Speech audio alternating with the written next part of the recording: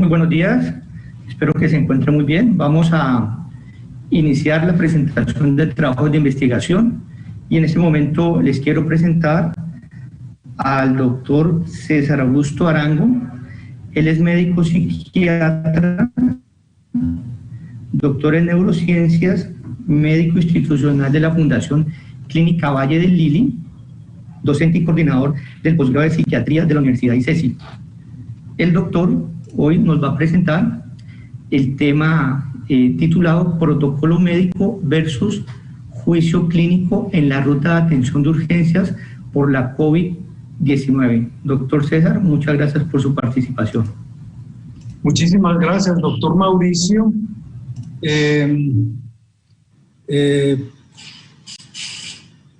Pues muy agradecidos a los organizadores del Simposio de Investigación en Salud por haber elegido nuestra ponencia para esta actividad. Espero que sea esperamos que sea de mucha utilidad para todos. La ponencia se denomina Protocolo médico versus juicio clínico en la ruta de atención hospitalaria por la COVID-19. Este trabajo ha sido realizado en la Fundación Valle del Lili con la compañía del doctor Hernán Gilberto Rincón Hoyos, que es psiquiatra, y Cristian Fernando Cordero Rojas, que es residente de psiquiatría.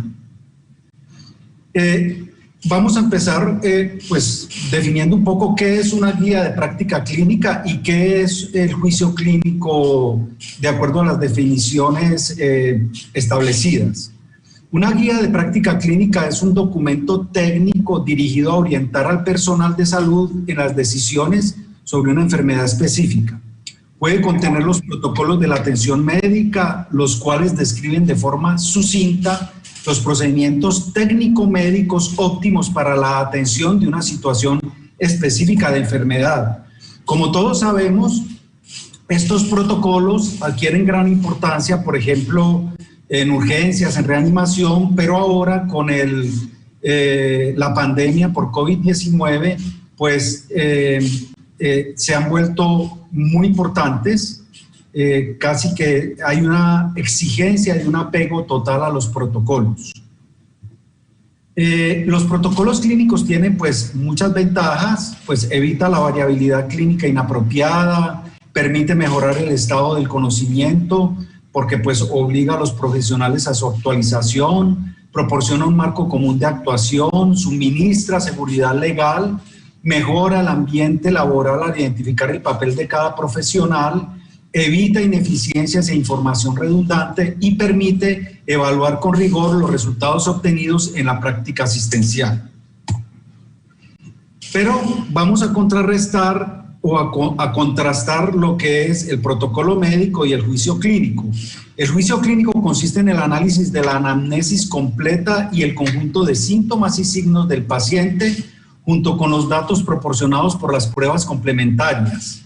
Tiene un alto grado de precisión porque abarca de forma integrada todas las vicisitudes temporales, secuenciales, circunstanciales e históricas asociadas al cuadro clínico del paciente. El fin es hacer una estimación sobre el diagnóstico, el estado del enfermo, el pronóstico y el tratamiento más adecuado. Digamos, ¿por qué estamos haciendo esta concatenación entre protocolos médicos y juicios clínicos? Hay varias razones. El Ministerio de Salud, incluso las entidades de salud internacionales y las propias clínicas establecen unos protocolos de atención para la COVID-19, ¿sí? Se ha dicho y se ha establecido en esos protocolos que todo paciente con síntomas respiratorios debe ir hacia una ruta de pacientes respiratorios.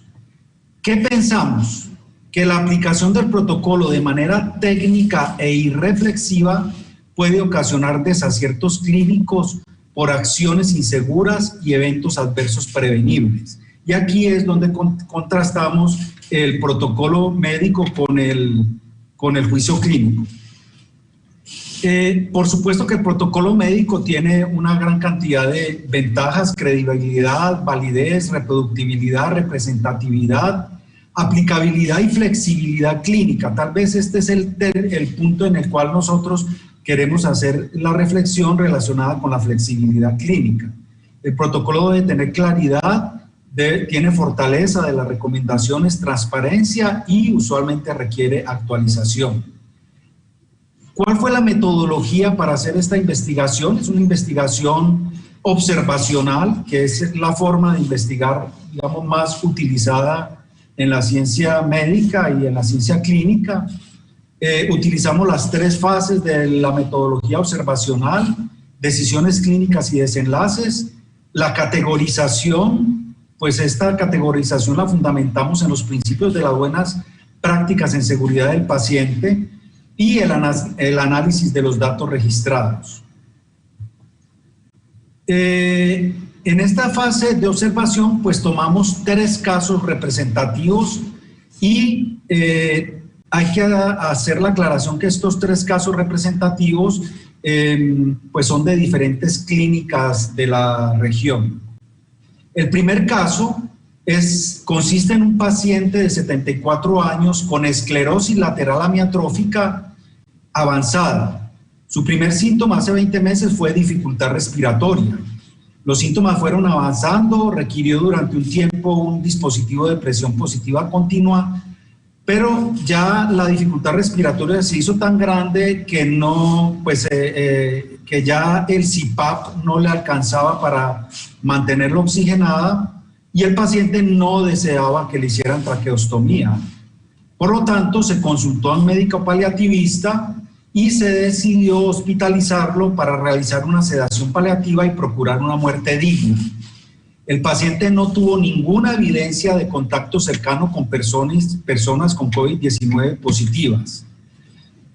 Como el paciente llegó con dificultad respiratoria, pues se fue a la zona de pacientes respiratorios, a pesar de que se informó de que se trataba de una dificultad respiratoria por esclerosis lateral amiotrófica, y estuvo 24 horas en la sala COVID, expuesto, digamos, al aislamiento familiar, supremamente angustiado, la familia muy desesperada y con dolor de no poderlo acompañar, pensando que se iba a morir en la sala COVID.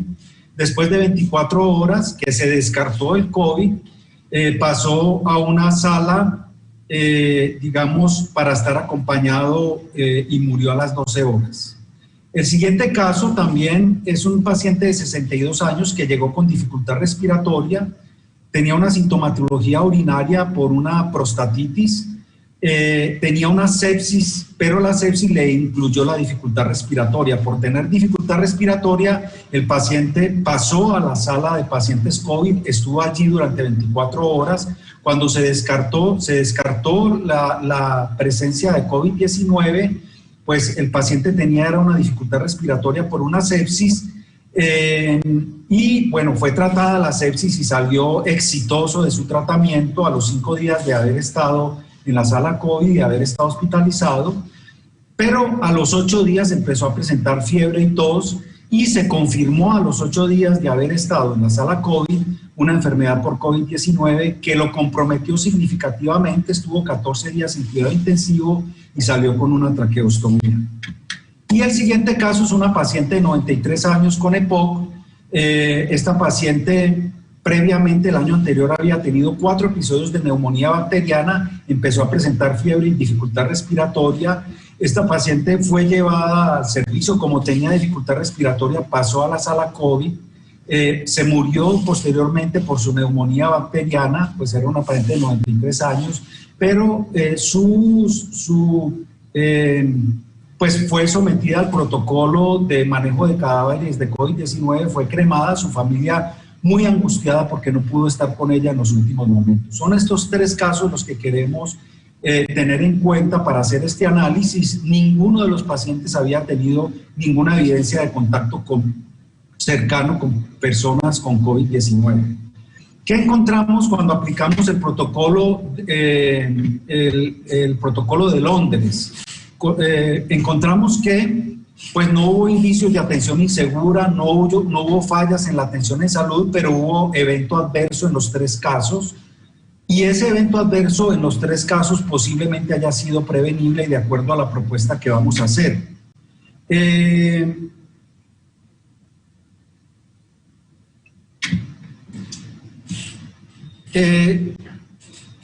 Pues los factores contributivos pues no fueron por el lado del paciente, ni la tecnología, ni el equipo de salud, sino el ambiente, refiriendo esto a que estamos en una pandemia y eso llevó a que ellos tuvieran que ir a una sala COVID y una organización y gerencia en donde se exigía la aplicación estricta de los protocolos.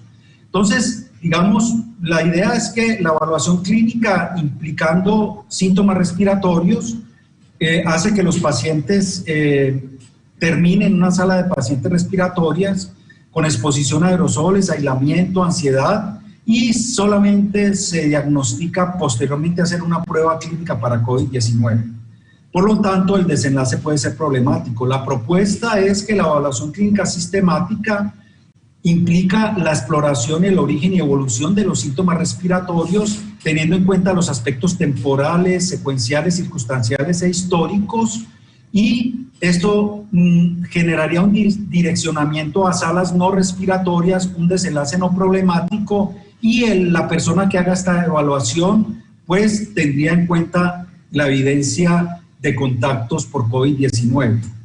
En términos generales sabemos que existen muchas causas de dificultad respiratoria y el protocolo no diferencia estas causas de dificultad respiratoria, por lo tanto se genera un riesgo para los pacientes el hecho de no poder hacer una intervención adecuada. Hay muchas evidencias de que las clínicas son un sitio donde puede haber una infección importante por COVID-19, entonces lo que proponemos es básicamente que el paciente que llega al servicio de urgencias ambulatorio, ese paciente usualmente si tiene síntomas respiratorios pasa al triage respiratorio y en el triage respiratorio queda internado en el sitio, en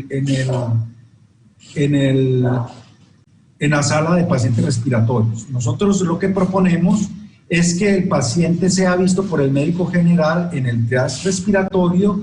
Si tiene una alta probabilidad de tener COVID-19, pues pasará a la zona respiratoria, pero si el internista, un internista experimentado, pueda evaluar la circunstancia, si tiene baja probabilidad de COVID-19, pues no pasar a la zona respiratoria, sino hacer el manejo, como en el caso del paciente con ELA, con esclerosis lateral amiotrófico, debió haber pasado a estar en compañía de su familia después de un análisis exhaustivo, no basado en el protocolo, sino basado en el juicio clínico. El paciente que tuvo una dificultad respiratoria por una sepsis, pues hubiera pasado, no hubiera entrado a la sala de paciente respiratorio y no se hubiera infectado de COVID-19, y la otra paciente que tenía neumonías a repetición no hubiera pasado a la sala de pacientes respiratorios, sino que hubiera muerto, digamos, en compañía de sus familiares.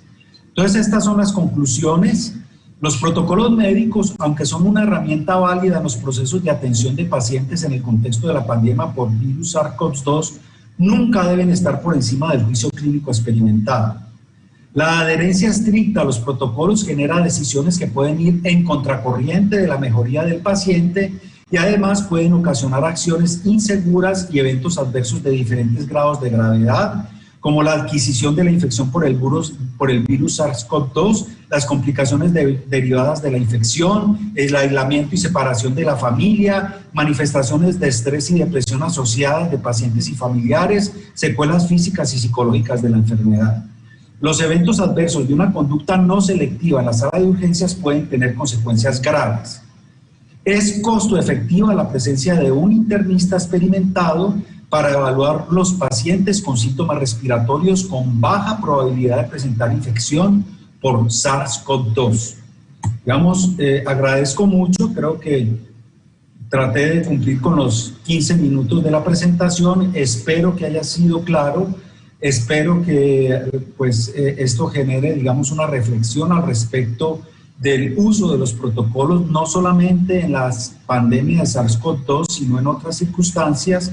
Y pues agradezco mucho a las personas organizadoras de este evento. Muchas gracias. Doctor César. Buenos días. A continuación tenemos el gusto de presentarles a ustedes la doctora Susi Cedeño.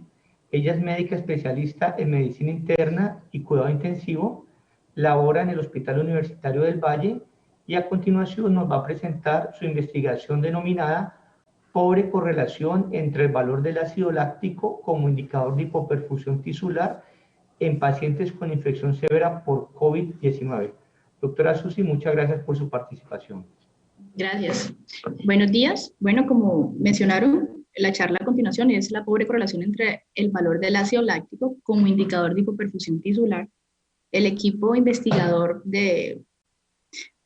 fue por mi persona, Susi Cedeño, que soy internista intensivista, laboro en el HV, y la doctora Paula López, que también es intensivista, más un equipo de epidemiólogos formados por la doctora Brenda Cole, la doctora Marisol Badiel, Wallis Mosquera y nuestra coordinadora de la UCI, que es la doctora Olga Pérez. Para ponernos en contexto de por qué quisimos llevar a cabo este planteamiento, es que sabemos que los pacientes hospitalizados en UCI por infección severa por COVID-19 se caracterizan porque presentan un compromiso severo de su oxigenación, como está descrito, que es la patología que los compromete y que los lleva a ingresar a UCI. Y en la UCI, el ácido láctico, que es un biomarcador, se eleva, que ahorita les voy a explicar ese proceso, como consecuencia de anaerobiosis celular, de hipoxia. Por lo tanto, es un indicador temprano que utilizamos nosotros para indicar cuando va a haber hipoperfusión tisular o la presencia de hipoperfusión tisular y como predictor de disfunción multiorgánica y muerte. Este biomarcador nos ayuda mucho en la UCI para diagnóstico, para guiar el manejo de los pacientes, porque nos ayuda a determinar su compromiso. ¿Qué variables utilizamos en el estudio, como para el personal no médico, para que entienda todo el proceso que llevamos a cabo? Lo que hicimos fue esa relación que mencionamos al principio de hipoperfusión tisular y el ácido láctico elevado, que es hiperlactatemia, relacionamos la PAFI que es una variable, con el ácido láctico. La PAFI básicamente es una variable que se obtiene de dividir el valor de la presión arterial de oxígeno, que eso se obtiene tomándole los gases al paciente que ingresa a la UCI, dividiéndola por el aporte FiO2 que le damos al paciente. Esto nos va a dar un resultado, y ese resultado es muy importante porque ese resultado clasifica la severidad de la enfermedad. Es decir, hemos leído que la patología del SARS-CoV-2 genera un compromiso severo en la oxigenación del paciente, generando el SDRA, que es el síndrome de dificultad respiratoria. Y ese SDRA se clasifica basándonos en este valor de PAFI, por eso es tan importante para nosotros. Una PAFI entre 300 y 200 habla de un compromiso leve, entre 200 y 100 un compromiso moderado y menor de 100 severo. Este dato es muy importante porque en un futuro, cuando analicemos las tablitas, vamos a ver por qué utilizamos el valor de 300 como punto de corte de esa PAFI. Y la otra variable importante para nosotros es el ácido láctico. El ácido láctico, como mencioné al principio, es un biomarcador que se genera cuando hay anaerobiosis, cuando hay hipoxia, y es como una vía alterna que utiliza el organismo para conseguir energía. Entonces, a través de la glucosa, de la glicólisis, se genera piruvato, una enzima que se llama la lactato deshidrogenasa, lo produce, y por eso es que se asocia con esos procesos de hipoperfusión. Y por eso es que guiamos la reanimación basándonos en este biomarcador. Entonces, teniendo en cuenta ese contexto que les acabo de mencionar, ¿cuál es el objetivo de nuestro estudio? Es describir esa correlación entre el ácido láctico y la PAFI como indicador de hipoperfusión tisular en los pacientes hospitalizados en UCI con una neumonía severa por COVID-19. ¿Cómo se llevó a cabo el estudio? Los pacientes fueron pacientes que ingresaron desde el mes de marzo a finales de junio del 2020, todos mayores de 18 años, porque se trata de una UCI de pacientes adultos, no tenemos pacientes pediátricos en este estudio, y todos tenían diagnóstico confirmado de una infección respiratoria por COVID-19 a través de la PCR. Se trata de un hospital público de tercer nivel, con un total de 700 camas, y de estas camas, 60 de ellas son de cuidado intensivo. El diseño del estudio, observacional, descriptivo, retrospectivo, pues porque recogimos los datos de esa manera, correlacional, que era el objetivo de esta investigación. En cuanto al análisis estadístico, el registro lo llevamos a cabo a través de una base de datos que se llama REDCap, que es muy conocida, que son reportes de neumonía, pues y en este caso lo utilizamos para esta neumonía viral, que es por el virus de SARS-CoV. Los paquetes estadísticos de análisis fueron STATA-IR, estadística descriptiva, y la correlación que empleamos para analizar los datos fue de Spearman y R². Bueno, basándonos en todo esto, los resultados son los siguientes que nos llamaron la atención. Primero hay que aclarar que son en total 47 pacientes. Este estudio sigue en curso. Estos son como los resultados preliminares de lo que veíamos en la UCI, por eso quisimos asociar esas dos variables, porque nos llamaba mucho la atención que esos pacientes, a pesar de su condición y de su baja saturación, de su baja PaO2 y de su alto aporte de oxígeno, no estaban tan hiperlactatémicos. Entonces uno se confunde como al guiar al manejo. Entonces se hizo el corte, 47 pacientes, esto sigue en curso y ya en un futuro tendremos mayores resultados. De estos 47 pacientes, cuando se analizan las variables demográficas de género y de edad, podemos ver que en estas dos poblaciones de vivos y de los pacientes que fallecieron, no hay ninguna diferencia estadísticamente significativa. La población que teníamos hasta este momento era una población joven, alrededor de los 50 años, aunque en la literatura están descritos pacientes de mayor edad, y como está descrito en la literatura, vemos en la población general que el 63% de estos 47 eran de género masculino, como está descrito igualito en la literatura.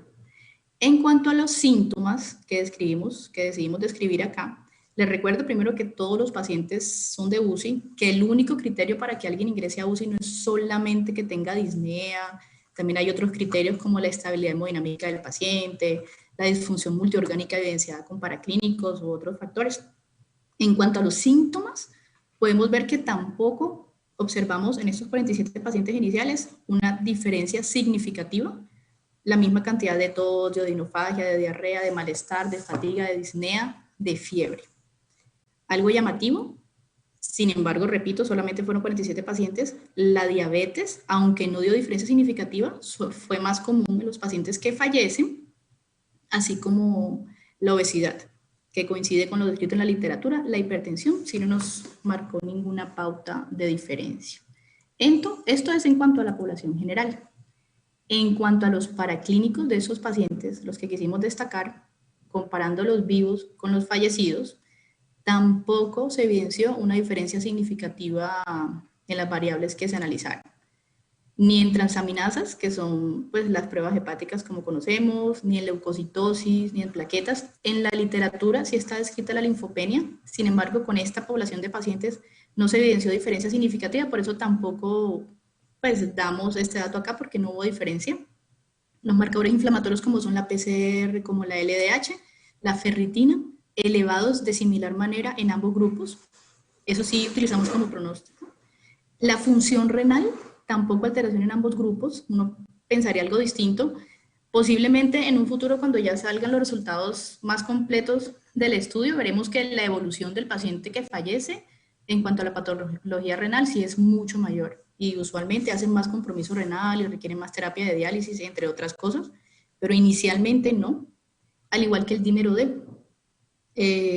Ninguno de estos con diferencia significativa. Ahora, cuando ya hacemos la separación de los dos grupos, teniendo en cuenta, como les expliqué al principio, el valor de la PAFI, que la partimos en dos, menor de 300 y más de 300, recordando que menor de 300 ya habla de la presencia de SRA entre 300 y 200 leve, menor de 200 moderado y menor de 100 severo. Cuando analizamos, teniendo en cuenta esta variable, demográficamente al paciente, tampoco se ve diferencia significativa como podemos ver. Sin embargo, pues son solo 47 pacientes y podemos ver que los que tienen menor de 300 la PAFI, sí es más el porcentaje de diabéticos. De hecho, los más de 300 de PAFI no se describió ningún diabético, teniendo en cuenta que solo fueron 47 pacientes. En cuanto a obesidad e hipertensión, no hubo ninguna diferencia. En cuanto a las escalas que utilizamos en la UCI para valorar el pronóstico del paciente, las dos escalas que más utilizan son Apache y SOFA. Podemos ver cuando comparamos ambas PAFI que tampoco hubo diferencia significativa. Es importante recalcar que en el Apache, una de las variables que utilizamos para calcularlo es el aporte de oxígeno que se le da al paciente. Y en el SOFA, una de las variables que utilizamos es PAFI, que fue lo que utilizamos en este estudio. Entonces, uno sí espera, que es lo que pasó acá, que obviamente si estamos en el grupo de PAFI menor de 300, el SOFA esté más elevado comparado con el que tenga más de 300 de PAFI. Sin embargo, en las dos poblaciones tampoco se destaca una diferencia significativa.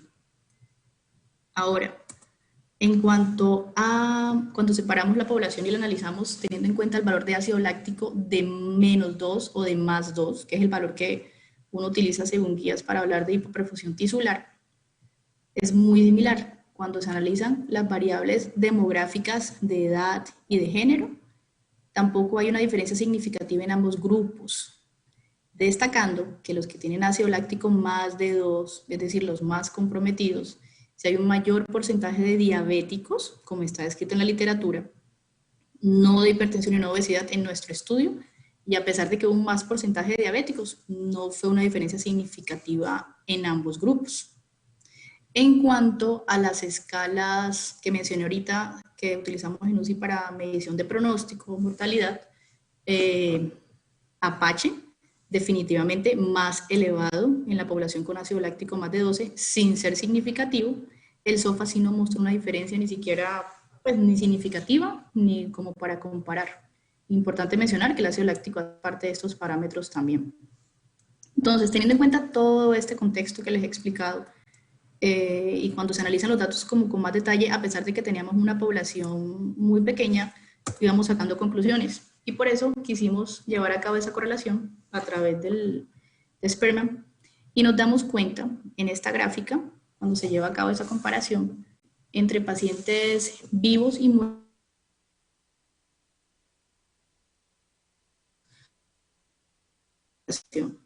sí podemos ver que en la población de pacientes que fallecen, o sea, comparado con los que viven, sí se eleva un poco, pero sin embargo ni siquiera alcanza a ser un valor aceptable. Esto lo podemos confirmar con la gráfica, con el diagrama de punto, de dispersión, donde podemos ver que no hay correlación en ninguna de las dos variables analizadas, ácido láctico con PAFI. Esta gráfica es de la población general. También la realizamos con los pacientes, con la población de pacientes vivos y los que fallecen, y nos damos cuenta que en ninguna de las dos no hay ninguna correlación en los puntos, en ninguna. Teniendo en cuenta todo esto que les comenté, sacamos esas tres conclusiones, pues, que nos parecieron como las más importantes por destacar. Uno, que definitivamente los niveles de ácido láctico tienen muy baja correlación con el compromiso severo de la oxigenación, aunque vimos que sí gran parte de los pacientes que tuvimos en la UCI con PAFI menor de 300, el ácido láctico no fue un indicador que nos sirviera como para poder guiar el manejo o para indicarnos esto. Como vimos en la gráfica que les mostré ahorita, los pacientes que fallecen sí aumenta un poco, pero sin embargo, esta correlación mejora sin alcanzar a considerarse aceptable. Por lo tanto, con estos resultados que tenemos con nuestra población, que seguimos ampliando, el ácido láctico consideramos no es un buen predictor temprano de letalidad en este tipo de patología. No estamos hablando del resto. Específicamente, pues hablamos de la infección pulmonar severa por el SARS-CoV-2.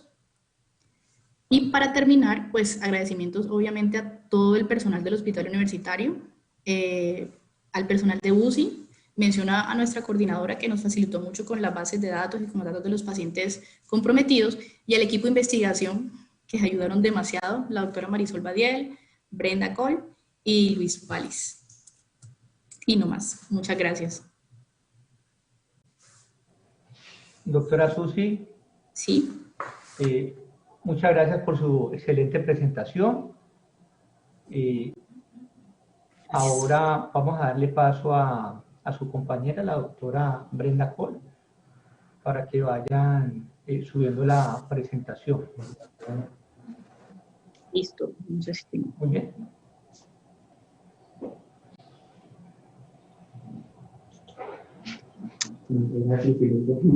¿Sí? Sí. Ya sé.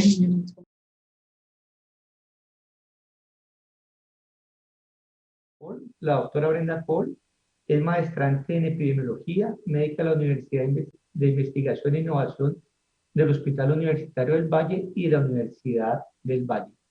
Ella hoy nos va a compartir su investigación denominada Predictores de positividad de pruebas serológicas para COVID-19 en trabajadores de la salud en un hospital público de tercer nivel. Doctora Brenda, bienvenida y Ya pues. Buenos días. Buenos días. Muchísimas gracias al equipo organizador del Simposio de Investigaciones por permitirnos presentar este trabajo de investigación titulado Predictores de positividad de pruebas seropatológicas para COVID-19 en trabajadores de la salud en un hospital público de tercer nivel. Este trabajo es un esfuerzo colaborativo de la Gobernación del Valle del Cauca, el Hospital Universitario y la Universidad del Valle. Me corresponde en este día el honor de presentar este trabajo de investigación de un equipo interdisciplinario. Y para entrar en contexto, en Colombia, la distribución por profesiones está en seguimiento por el Instituto Nacional de Salud, encontrando que un poco más de 5.000 médicos se encuentran en este momento recuperándose por infección de COVID-19. Entre enfermería, personal de estudio y otros auxiliares de salud y de laboratorio, encontramos una cantidad de población de un poco más de 6.500 que presentaron la infección por COVID-19 en todo el territorio colombiano. Encontramos que aproximadamente el 64% se encontraba asociado a la prestación de los servicios de salud, el 16% pues la infección fue a nivel comunitario y el 19% fue indeterminado la forma que tuvieron la infección. En esta gráfica vemos el histórico de casos del personal de salud, encontrando pues un total en el seguimiento, que es la línea azul. Luego encontramos la línea un poco azul clarita como asociado a la prestación de los servicios, indeterminado y a nivel comunitario. En estos dos picos importantes que ocurren durante la pandemia, encontramos que el tamizaje institucional se realizó, dado pues la gran preocupación por la gobernación y el Hospital Universitario del Valle de proteger a todo su equipo de trabajador de salud, como con un estudio de vigilancia epidemiológica. Esperábamos una tasa de seropositividad del 12%. Entonces, podemos decir que el tamizaje es una herramienta muy poderosa e importante en tiempos de mitigación para la pandemia, que permiten identificar grupos de riesgo para realizar actividades de reforzamiento. Para Colombia tenemos un poco más de 900.000 casos positivos, para el Valle del Cauca 75.000 y para Cali 55.000. Es importante decir que tenemos para el Valle del Cauca aproximadamente 4.825 casos positivos al día de hoy en trabajadores de salud, que corresponde a 1/3 del total de los trabajadores de salud para Colombia. Entonces, el hospital universitario se plantea esta pregunta de investigación. En trabajadores de la salud, ¿es posible identificar factores que tempranamente identifiquen el riesgo de presentar infección por COVID-19? Y proponen este objetivo de investigación: identificar los predictores de seropositividad para COVID-19 en trabajadores de la salud en un hospital público de tercer nivel. Como parte de la metodología, se propone pues que los voluntarios trabajadores de salud realizan uso sistemático del equipo de protección personal según las recomendaciones de la ASIN y de acuerdo a todas las recomendaciones nacionales del Instituto Nacional de Salud, que todos los trabajadores que presentan síntomas no deben de presentarse a laborar, o que si tienen alguna síntomas relacionados a COVID deben de presentarse a su EPS o a urgencias. Por lo tanto, digamos como que aquellos que presentaban síntomas no estaban en ese seguimiento inicial. Sin embargo, ya vamos a ver que dentro de la metodología podían presentar algún síntoma en menos de 24 horas y continuar sus actividades laborales. El hospital es un hospital de tercer nivel con 743 camas, que tiene aproximadamente 70 camas de UCI. Es un estudio de prevalencia y se hizo la definición de seropositividad con IgG e IgM positiva, o cuando tenían una IgM positiva. Para realizar este estudio se realizó una educación previa al tamizaje. Esta educación consistía en explicarle a todos los líderes de servicio, en aquel caso en el que alguno de los colaboradores resultara positivo, cuáles serían los lineamientos y cuál sería la ruta a seguir con el colaborador positivo. En cuanto al consentimiento informado, se aplicó un consentimiento informado aportado por la Secretaría Departamental. Se aplicó una prueba serológica, se aplicó la prueba de Sillin, es una prueba de ensayo inmunocromatográfica de fase sólida con una sensibilidad del 90% y una especificidad del 98%, con una exactitud del 95.3%. Para el procesamiento de los datos tuvimos en la logística, debían de ingresar cada uno de los servicios en horarios, debían de ingresar de acuerdo a un llamado que se le realizaba por parte de la dirección médica y se procesaron aproximadamente 250 pruebas diarias en plasma que se reportaban de forma inmediata por correo electrónico a cada uno de los voluntarios. En caso de resultar positivo, se le realizó prueba de RT-PCR para COVID-19 en las siguientes 12 horas posteriores al resultado. Los análisis estadísticos se realizaron por medio de una captura electrónica de datos en un formulario de Google en el que tomamos datos sociodemográficos, antecedentes, síntomas en los últimos 20 días, dado que los colaboradores podían presentar por lo menos uno de los síntomas en menos de 24 horas en los últimos 20 días previos al tamizaje. Y era muy importante porque esto nos va a dar un poco más información para la especificidad del modelo predictivo. Se utilizaron paquetes estadísticos de Stata 14 y R, se realizó una estadística descriptiva y se evaluó un área bajo la curva para estimar la capacidad de predicción. En cuanto a los resultados, encontramos que de entre el 2 al 22 de julio del 2020, que fueron el momento en el que teníamos los picos importantes de la pandemia para los trabajadores de salud, se incluyeron en el hospital universitario 2.373 trabajadores de salud, que corresponde al 95.7% de todos los trabajadores de la institución, distribuido entre 1.590 mujeres y 783 hombres. De estos, 90% no presentaban ningún síntoma entre los 20 días previos al tamizaje. En cuanto a la seroprevalencia, se encontró que 2.368 fueron negativas y solamente 297 resultaron positivos con una seroprevalencia del 11.7%.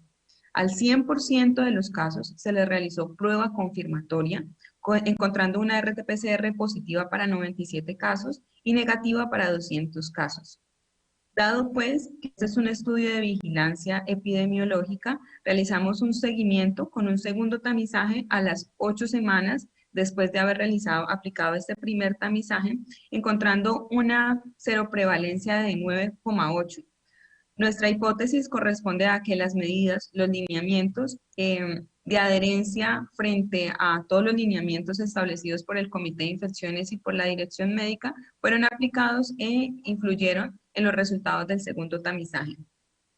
En cuanto a los resultados descritos por cada uno de los servicios, pues tenemos que los servicios con mayor exposición a riesgo naturalmente son las unidades de cuidado intensivo, el equipo de quirófano y el equipo de urgencias, en los que se realiza mayor énfasis en la protección de estos trabajadores, encontrando un rango de entre 5 a un 12% de seropositividad para toda la institución y que para la unidad de cuidados intensivos teníamos una seroconversión de 8,8, para quirófanos de 10,4 y para urgencias de 11,7. Este valor era esperado para urgencias. Sin embargo, para UCI, fíjense que el valor fue mucho menor y esto, pues digamos como que es una de las formas en las que se ha llamado la atención de que los equipos de UCI no están obteniendo pues la infección a nivel de la UCI. Y quisimos comparar estos resultados con los equipos administrativos. Estos equipos administrativos tienen una seroconversión mayor a 10,8 comparado con las UCIs. Nos llevó a producir pues una hipótesis de trabajo en el que al realizar los análisis de cada uno de las infecciones encontramos que estas infecciones se están produciendo a nivel extrainstitucional, dado pues por las condiciones sociales en las que viven o que comparten los colaboradores, y encontramos también que aquellos momentos en los que se realizaba la ingesta de alimentos, pues los colaboradores se retiraban el tapabocas y tenían en momentos pues sociales, y esto se limitó para evitar que continuáramos incrementando la seropositividad. En cuanto a los predictores de seropositividad, encontramos unas variables de importancia, entre estas anosmia, síntomas previos a los 10 días y contacto positivo en el caso en el que el trabajador de salud tuviera un contacto estrecho positivo con alguien. Encontramos y nos llamó la atención que la comorbilidad, a pesar de que el hospital universitario se adhiere a los lineamientos nacionales de que aquellas personas que tengan comorbilidades de importancia no deben de presentarse a la institución y hacer aislamientos preventivos, aquellas personas que asumieron ingresar a la institución con hipertensión, diabetes o alguna comorbilidad de importancia, pues tienen un factor protector de 0.67 con una significancia estadística, lo que nos lleva a pensar de que estas medidas exhaustivas de proteger a estos trabajadores de salud y las medidas individuales han realizado métodos efectivos que nos dan estos resultados como factores protectores. En cuanto a la predicción de seropositividad del modelo, encontramos un área bajo la curva de 0.60 con una especificidad del 99%, con un valor predictivo positivo del 87% y una clasificación correcta del 86.6%. Por lo tanto, en nuestros resultados decimos en las conclusiones que los trabajadores de la salud, la presencia de síntomas menores, aislados, transitorios en menos de 24 horas, podrían predecir la seropositividad para COVID-19.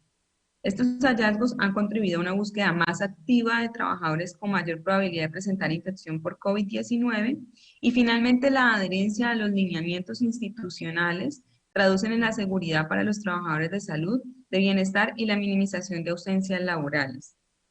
En los agradecimientos tenemos pues a todos los trabajadores del Hospital Universitario del Valle, a la Gobernación del Valle del Cauca por los fondos aportados para este tamizaje y para este estudio, al Comité de Infecciones por los lineamientos establecidos para proteger a todo el personal de la institución y por los resultados a nivel clínico para los pacientes, al Laboratorio Clínico de Patología por los resultados tan rápidos aportados para este proceso de tamizaje, y a la Unidad de Investigación e Innovación del Hospital Universitario del Valle y la Universidad del Valle en cabeza de la doctora Marisol Badiel y nuestro compañero Luis Samuel Wallis.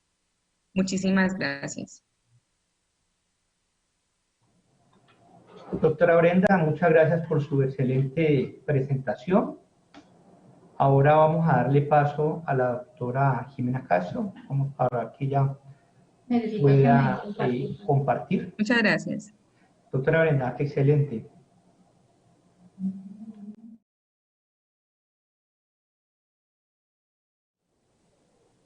Buenos días. Tenemos el gusto de presentarles a la doctora Jimena Castro Flores. Ella es especialista en medicina familiar, docente de pregrado y posgrado de las especializaciones de medicina familiar y de geriatría, y es estudiante y doctorada en ciencias biomédicas de la Universidad del Valle. Nos va a presentar su investigación denominada Perfil de Vulnerabilidad para la priorización de la atención de adultos mayores en un centro de protección social del adulto mayor durante la pandemia por COVID-19 en la ciudad de Cali. Doctora Jimena, muchas gracias por su presentación, por su participación.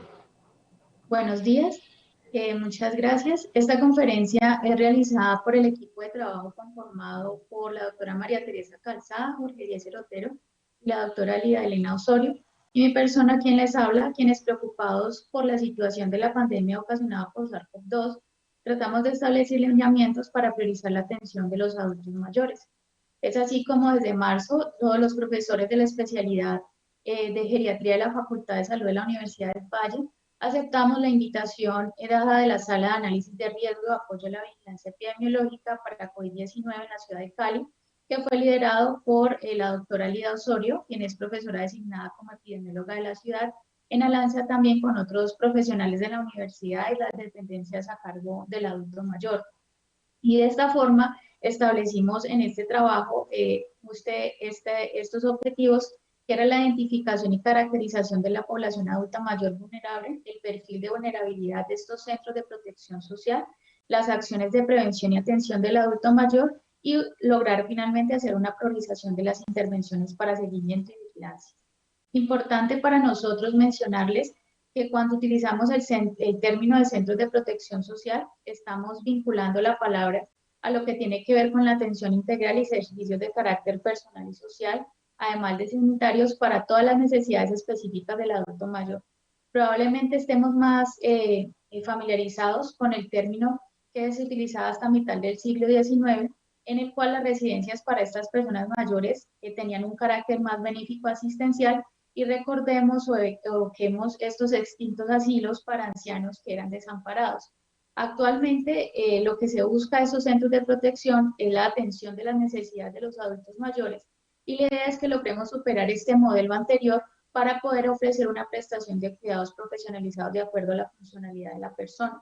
Esto porque en nuestro país los mayores de 60 años son las personas que se encuentran vinculadas pues, a este grupo etario, pero para otros países desarrollados la edad para considerar los adultos mayores son mayores de 65 años. Y en nuestra población colombiana y también en otros países encontramos los mayores de 50 años como adultos mayores, siempre que tengan condiciones de discapacidad o se encuentren como población indígena. Llamativamente, en Colombia contamos con 1.200 centros de protección social o de larga estancia, y estos centros atienden un aproximado de 120.000 personas mayores, contando con 55.000 trabajadores de salud, incluyendo desde médicos, enfermeras, fisioterapeutas y otros profesionales asociados al cuidado, promoción y prevención de salud. Pero en nuestro país el Centro de Protección Social, más que prestar servicios de salud, está vinculado a lo que tiene que ver con la parte operativa de vigilancia, sin tener en toda la infraestructura necesaria, el talento humano necesario para atender situaciones de salud. Esto nos hizo pensar que era importante hacer una caracterización de esa persona adulta mayor vulnerable a través de una estrategia de caracterización comunitaria y persona institucionalizada.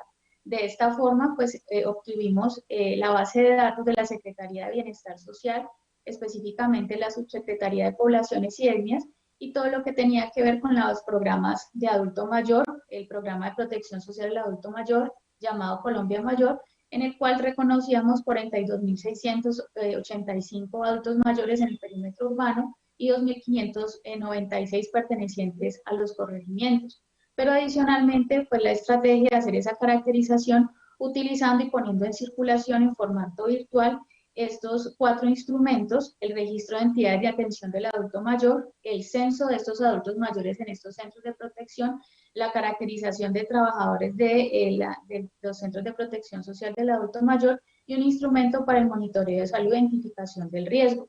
Esto nos permitió generar un modelo teórico a través de esa caracterización, y es la identificación del problema a través de ese perfil de vulnerabilidad de los factores dependientes del individuo y los factores dependientes del contexto. En este tenemos en cuenta el número, funcionalidad y comorbilidad que se encuentran en los adultos mayores. Quiero rescatar que nosotros en este proceso pues no tenemos en cuenta como tal la edad, diferente a que sea pues el motivo de ingreso como tal a un centro de protección social del adulto mayor, considerando que la edad no está vinculada directamente pues a sus desenlaces, sino todo el compendio de estos otros factores, el número y perfil de vulnerabilidad del trabajador, cuyo talento humano pues está directamente relacionado con la interacción que vayan a tener con estos adultos mayores, los dependientes del contexto en la ubicación, porque habrán zonas calientes donde haya mucho más casos como tal por SARS-CoV-2, el apoyo y seguimiento de la Secretaría de Salud Pública Municipal, la cobertura por los servicios de salud complementarios, que son todos estos servicios de urgencias a los que pueden estar vinculados algunos centros y con los que no cuentan necesariamente todos, y lo que tenga que ver con capacidad instalada, teniendo en cuenta que algunos tendrán zonas de aislamiento y camas disponibles y otros contarán con más o menos recursos. Y esto es importante de nuestro perfil de vulnerabilidad, porque en el adulto mayor el comportamiento de la enfermedad no se presenta de forma clásica y probablemente la aparición de la enfermedad no sea desde el principio con lo que clásicamente hemos visto en la literatura. Este trabajo también fue realizado por el grupo y pues encontramos que en reporte de la literatura realmente la capacidad funcional era lo que probablemente determinaba como primer síntoma y que debía observarse como tal esa capacidad para proteger al adulto mayor, y que habían otras situaciones como cambios en la sensopercepción, y estos adultos mayores presentan probablemente más fácilmente delirium en el caso clínico, y que era importante pues hacer un perfil de estas personas basados en estos aspectos, además de la funcionalidad. Y esta estrategia de valoración de la funcionalidad la podemos encontrar en diferentes instrumentos y de forma simplificada pues adoptamos la forma en la que se hace a través del Clinical Failure State, en el cual nosotros podemos tener adultos mayores que son realmente robustos, que están en su mejor condición clínica, que sería el estadio 1, y conforme va pasando o que tiene un mayor puntaje, pues nos va indicando que una persona se encuentra en un proceso de vulnerabilidad y mayor fragilidad, teniendo en cuenta entonces que el 1 sería el mejor proceso y el valor 9, que sería realmente los adultos mayores que se encuentran en un estadio terminal donde tienen una expectativa de vida que probablemente sea menor de 6 meses. Esto y con los lineamientos encontrados, pues nos permitió hacer esta estrategia de atenciones diferenciales por cada uno de esos adultos mayores, entre los que tengan multimorbilidad, en los que tengan fragilidad, caracterizando algunos que tengan actividades que se necesiten desempeñar asociados a mayor multimorbilidad y mayor fragilidad, y hay otros que tengan pues el mejor desenlace, que son los que no tienen morbilidad ni fragilidad, y algunas actividades que podamos hacer de forma diferencial. Entonces vemos la identificación de medidas, por ejemplo, de identificar la temperatura, probablemente ese sea el grupo al que podemos hacer este tipo de medidas, y en otros individuos evaluar cómo están otras aristas de sus procesos biológicos, incluyendo también la evaluación de los cambios de su condición clínica de 3 veces al día o una vez al día, y a otras actividades que van a ser vinculadas a cualquier grupo de edad, incluyendo, por ejemplo, la identificación de vacunación contra influenza y también contra estreptococo neumónico. Y como esta parte individual está relacionada con el adulto mayor, también tuvimos en cuenta, de acuerdo a lo que encontrábamos, porque muchos de los trabajadores se desplazaban de sitios donde habían casos reportados en sus comunidades o barrios, veíamos que el promover una actividad segura desde la casa y también facilitando información sobre los medios más seguros de transporte podría vincularse a una protección mayor del adulto, también por algunas actividades al llegar a su sitio de trabajo y algunas actividades también diferenciales en el trabajo, incluyendo, en este caso, de forma diferencial, la toma de temperatura del trabajador al ingreso y también al egreso, con el objetivo de detectar oportunamente cualquier efecto de la enfermedad y que pudiera darse pues algunos casos en los adultos mayores que se encuentran en estos centros. Esto nosotros lo hacemos considerando que la probabilidad del contagio del adulto mayor va a ser mucho mayor teniendo un trabajador inseguro versus algunos trabajadores que por efectos de sus antecedentes personales, del medio de transporte utilizado, de su formación y nivel educativo y otras actividades dentro del punto de vista comunitario y social, pues algunos también son cuidadores o trabajadores de otros centros, generan un ambiente seguro en un individuo adulto mayor que ya tiene condiciones como comorbilidad, condiciones anexas a los centros de protección que los pueda hacer más vulnerables. Teniendo en cuenta estas características individuales y del contexto, establecimos, unidos a otros profesores que ya habían establecido algunas rutas de manejo y que contenían en el adulto mayor el Clinical Failure Scale, adicionalmente voluntades anticipadas, pues pueden haber adultos mayores que no desean como tal intervención, y otros, como por ejemplo los criterios de NIUS para mirar la inmediatez o la emergencia de la atención del adulto mayor, discriminar con otros factores del contexto, por ejemplo, la atención o la necesidad de servicios porque tengan área protegida ausente y que sean trasladados a través de la red de ambulancias si no fuera el caso. Algunos individuos no van a tener una indicación hospitalaria directamente, sino que se manejen de forma aislada en otros centros, y algunos que por los mismos efectos de su situación de funcionalidad vayan directamente a sitios no dentro del centro de protección, porque muchos de estos centros pues no contaban con zonas de aislamiento. De esta forma tenemos unos criterios asociados a la variable clínica, otros criterios variados a la variable de funcionalidad y otros desde el punto de vista de paraclínicos, al cuales tendrían estos criterios los que por motivo de estar en su contexto hospitalario, anexo a las pruebas de diagnóstico como tal, podrían también tener algunos predictores, entre ellos la comorbilidad, su grado de porcentaje o, valor absoluto de linfocitos, y adicionalmente los valores de LH como predictores de progresión de la enfermedad, y de esta forma determinar que realmente necesitaba una hospitalización, necesitaban estar en los centros de protección o estar en unidades externas de aislamiento, siempre bajo la vigilancia y comunicación permanente de telegeriatría. Esto permite que en este cuadro que vemos a continuación, donde nosotros hicimos actividades diferenciales desde el punto de vista del periodo pandémico de mitigación y contención, actividades diferenciales que nos permitiera hacer una diferencia entre las actividades grupales, medidas de prevención institucional y de visitas a familiares, de acuerdo pues al nivel donde nos encontramos, siendo que probablemente vayan a ser mucho más restringidas en el momento en el que ocurran mayor cantidad de casos. Y esto nos permite hacer un perfil diferencial entre cada uno de los centros y hacer además una semaforización dando prioridad a algunas actividades de la Secretaría de Salud Pública Municipal, algunas que van a ser comunes, como las vemos marcadas en blanco, y otras que vayan a ser diferenciales dependiendo del nivel de prioridad. Este nivel de prioridad va a ser por la presencia de casos sospechosos en la que la actuación va a ser inmediata, ¿sí? Sin descuidar que en los otros niveles de atención, pues no queremos decir que en el individuo no se vaya a hacer nada. Y eso incluye la densidad en los microterritorios de la infección por SARS-CoV-2, la presencia de zonas protegidas o no, la relación del número de residentes con los trabajadores, entre más dependientes sean estos usuarios de estos centros de protección, estas personas mayor contacto van a tener con el trabajador y mucho mayor riesgo, y el comportamiento también, por ejemplo, de baja adherencia de las medidas de prevención que eran detectadas a través del formulario generado de forma virtual.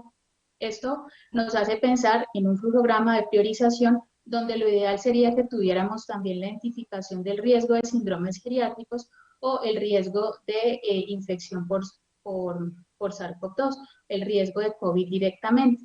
¿Qué es lo que sucede? Que actualmente, como muchos de los centros no tienen la posibilidad de un equipo multidisciplinario, la traslación de la prioridad se fue hacia el riesgo de COVID-19, que se tuvo en cuenta la presencia de casos sospechosos de trabajadores o residentes, el comportamiento de riesgo y la relación de residentes y trabajador, que configuraría los factores independientes del individuo, y de forma anexa los factores dependientes del contexto, dependiendo de la densidad de microterritorios y la ausencia de área protegida, que nos daba también una clasificación de riesgo para la actuación de la Secretaría de Salud Pública Municipal.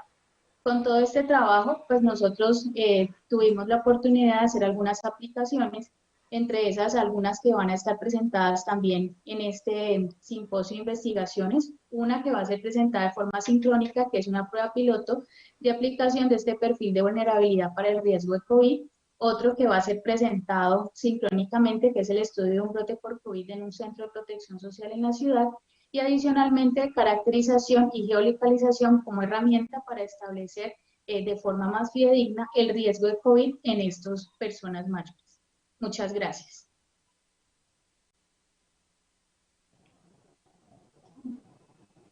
Doctora Jimena, excelente su presentación. Muchas gracias por participar en el simposio.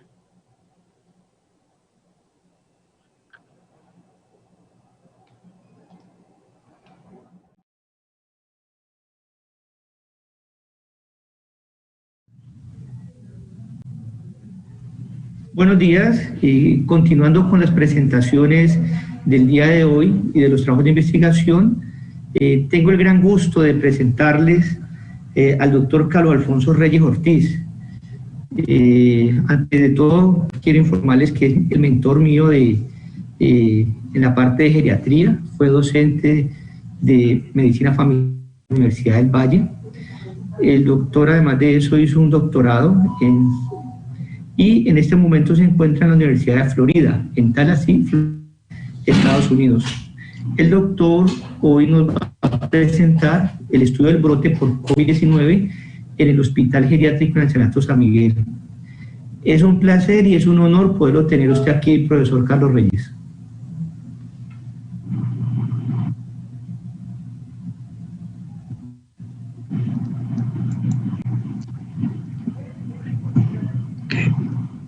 Muchas gracias. Entonces, ¿puede, doctor, en ponerla grande? En la sí, ponerla grande. Sí, ¿se ve mejor ya? Sí, señor. ¿Ya se ve mejor? Sí. Sí, doctor, Bueno. ya puede iniciar. Gracias. Entonces, gracias a los organizadores del simposio y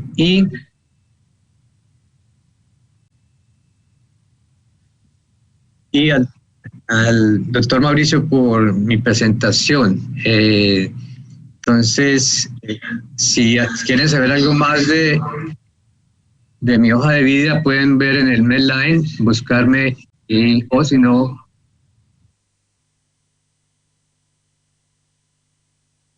en las publicaciones que están allí. Muy bien.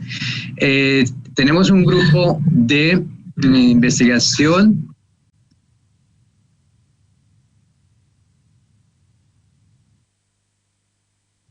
conformado por el doctor, la doctora Buitrago Gómez, Natalia Buitrago Gómez, el doctor Juan Felipe Muñoz Realpe,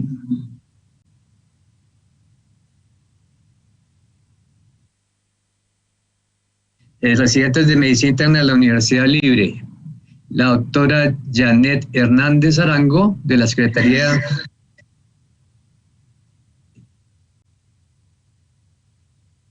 Secretaría Departamental de Salud del Valle del Cauca, la doctora Diana Castillo, epidemióloga del Hospital Geriátrico y Ancianato San Miguel.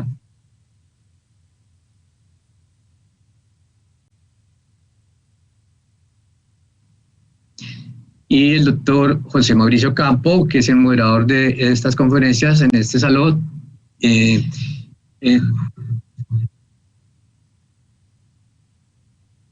Geriatra y amigo y exalumno mío de la Universidad del Valle, y que trabaja como profesor en la Universidad Libre y en la Universidad del Valle. Entonces,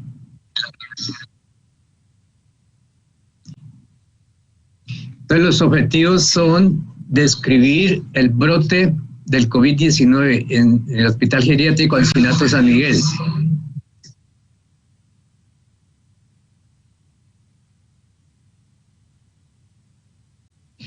Explorar diferencias entre los residentes que salieron positivos para el virus comparados con los que salieron negativos.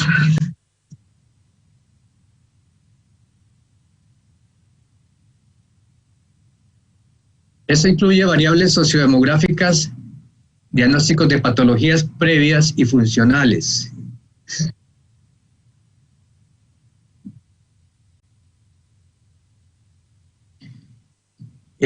Una nota especial, en Cali se reportó el primer caso de COVID-19 el 6 de marzo de 2020.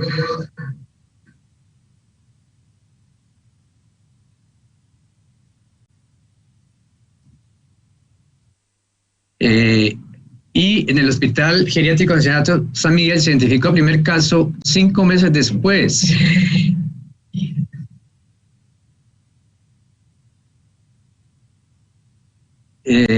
Allí se pueden dar cuenta de que hay que valorar las medidas preventivas que se tomaron en este hospital geriátrico antes de que se presentara el primer caso. Tenemos que este es un estudio transversal. Se incluyeron un total de 251 residentes.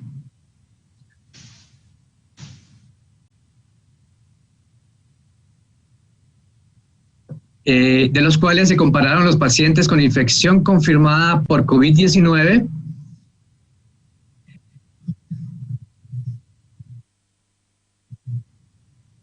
60 versus los que salieron negativos, 191.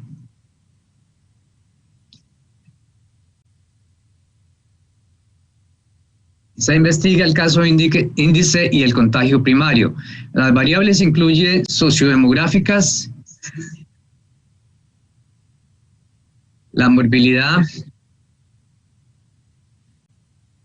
funcionales y fragilidad.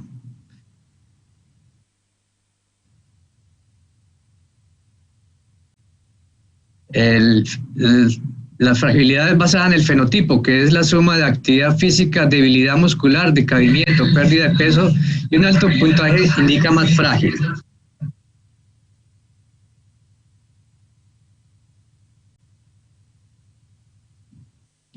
Las funcionales está el índice de Bartel, que son las actividades básicas desde comer, bañarse hasta deambulación, subir escaleras.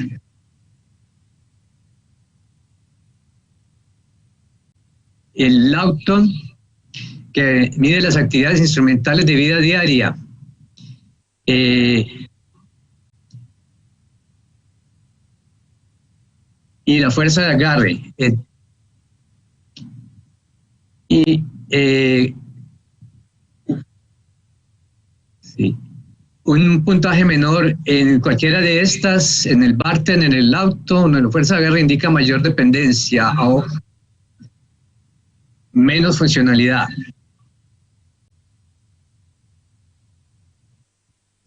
El análisis estadístico, para variables categóricas usamos los porcentajes.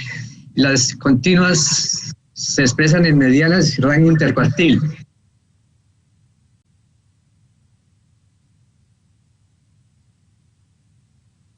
Se empleó la prueba de Fisher o el chi cuadrado para comparar los dos grupos, o la prueba no paramétrica de Wilcoxon. Estamos usando el paquete estadístico SAS, que es el que más usábamos acá en Estados Unidos.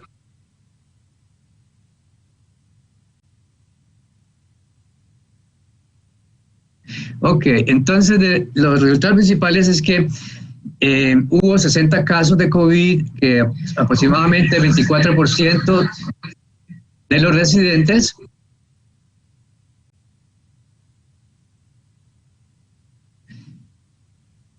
Y 21 casos entre los trabajadores, o sea que aproximadamente el 17%.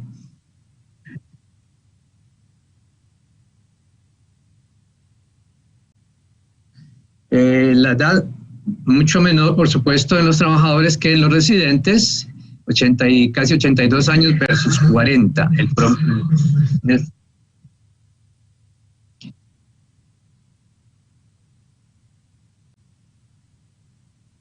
Y la mayoría fueron del sexo femenino, mujeres, en ambas poblaciones.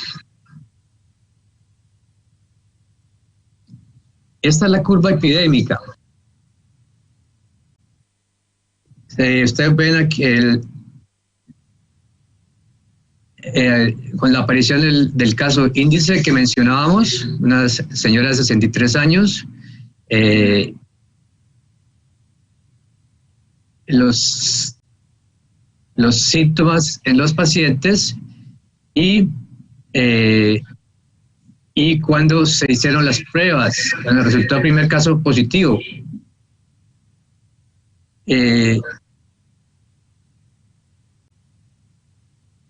En otra conferencia luego el doctor del grupo del doctor Corral y el doctor Gutiérrez van a presentar el tratamiento que se hizo temprano para esos pacientes.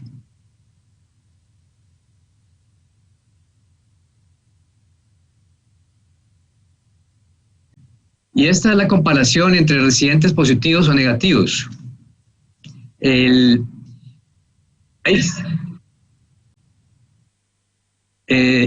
diferencias en edad.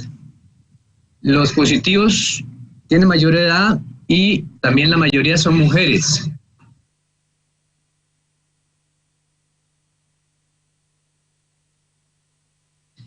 También hay diferencias en los parámetros funcionales. Tienen el Lawton menor, un Bartel menor, una fuerza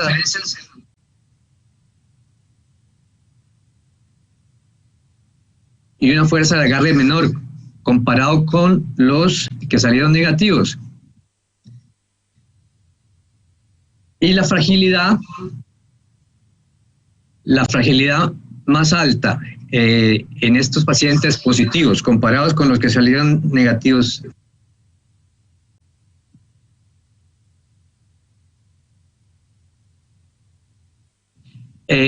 Como conclusión, hubo una prevalencia de COVID-19 de aproximadamente el 24% en los residentes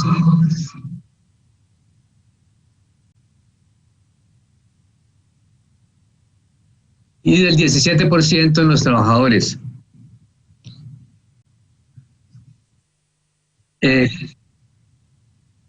Comparando los residentes positivos versus los negativos para el virus, hay diferencias significativas en parámetros funcionales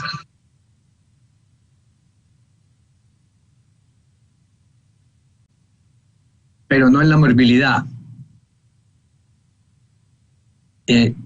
Dentro de ello, se ve que los casos positivos tienen una disminución en el índice de Bartes, el índice de Lawton, la fuerza de agarre.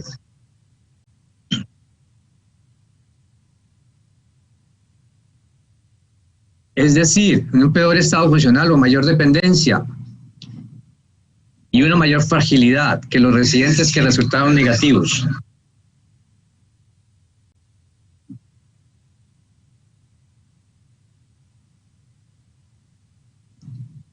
Muchas gracias.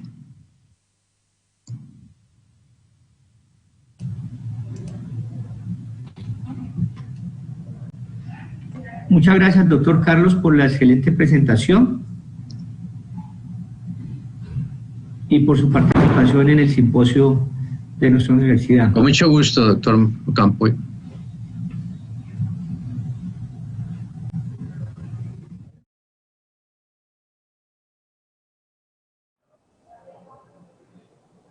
Buenos días. Continuando con el orden de las presentaciones, volvemos a tener el placer de presentarles al médico psiquiatra César Augusto Arango. Él es médico psiquiatra, doctor en neurociencias, médico institucional de la Fundación Clínica Valle de Lili, es docente y coordinador del posgrado de psiquiatría de la Universidad ICESI. En esta segunda presentación, el doctor Arango nos va a mostrar la investigación llevada a cabo sobre los efectos sobre la salud mental de la cuarentena en el contexto de la pandemia por COVID-19 en familias del suroccidente colombiano. Muchas gracias, doctor César, por su participación. Muchísimas gracias, doctor Mauricio. Es un placer para mí estar con ustedes y pues muy agradecido por haber tenido en cuenta este trabajo para ser presentado en el Simposio de Investigación en Salud. Pues yo tengo un vínculo muy emocional con la Universidad del Valle, pues allí fue donde desarrollé mi doctorado. Este trabajo fue realizado pues lo realizamos en la Fundación Valle de Lili y en la Universidad ICESI. El doctor Rincón Hoyos es psiquiatra, la doctora Laura Sierra, la doctora María Isabel Molina y la doctora Laura Pote son residentes de psiquiatría de la Universidad ICESI y nos ayudaron muchísimo con esta presentación. Pues todos sabemos todo lo sucedido, pues se describió el virus por SARS-CoV-2 en diciembre de 2019 en China. En enero 30 ya se consideró una emergencia global y en marzo 11 de 2020 una pandemia. Me ha gustado mucho esta frase del doctor Jones de la Universidad de Harvard. Él dice que la humanidad está ahora en un raro momento enfrentando a un patógeno con la combinación correcta, entre comillas, equivocada, de contagio y virulencia con sociedades que proporcionan el contacto humano necesario con los animales, el hacinamiento urbano, los viajes globales y las poblaciones estresadas por el crecimiento social desigual. Las estrategias epidemiológicas para controlar una pandemia también las conocemos, nos ha tocado vivirlas, consisten en la mitigación y la supresión, pero para lograr esas dos estrategias se requiere la cuarentena. Pero la cuarentena desencadena muchas experiencias descritas en la literatura. Se considera que es una experiencia desagradable, implica separación de los seres queridos, confinamiento, pérdida de la libertad, incertidumbre, temor a morir, consecuencias por la enfermedad o muerte de personas cercanas, estrés causado por presentar la enfermedad, estigma, presión mediática, cambios en las rutinas, limitaciones en el empleo o en el estudio. De hecho, para las personas que ya están en cuarentena, una extensión de la cuarentena, por pequeña que sea, puede exacerbar cualquier sensación de frustración o desmoralización. Eso lo hemos visto en la oposición que ha habido desde el punto de vista de la población en diferentes países, incluso países europeos, que se oponen a la implantación de nuevas cuarentenas. Todos estos aspectos que les he descrito están claramente definidos en la literatura. En Colombia, pues nos tocó también pues una cuarentena. Actualmente estamos todavía con un poco de confinamiento voluntario, pero me gusta mucho este estudio del Instituto Nacional de Medicina Legal y Ciencias Forenses, en donde se observó, comparando el año 2019 con el 2020, en el periodo de la cuarentena de marzo 25 a junio 9, pues una disminución en general de todos los eventos de violencias fatales y no fatales, pero cuando evaluamos directamente el mes de marzo y abril, de marzo 25 a abril 24 y de abril 25 a mayo 24, sí se ve un incremento significativo de conductas violencias, dentro de las cuales están la violencia interpersonal, con un 69% de incremento de un mes a otro, la violencia intrafamiliar con un incremento también casi del 70%, y otros aspectos, digamos, por ejemplo, la violencia de pareja también con un incremento del 37%.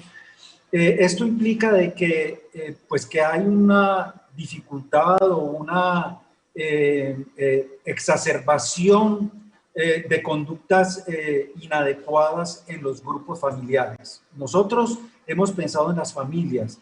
Creo hasta ahora hay muy pocos trabajos que se han preocupado por evaluar el interior de los grupos familiares. Hay trabajos muy exhaustivos que describen la psicopatología de la población, desde los primeros estudios en China, en la misma provincia de Wuhan, en otras epidemias, pero realmente buscando la literatura no ha habido como una descripción clara de lo que puede estar ocurriendo en el interior de los grupos familiares.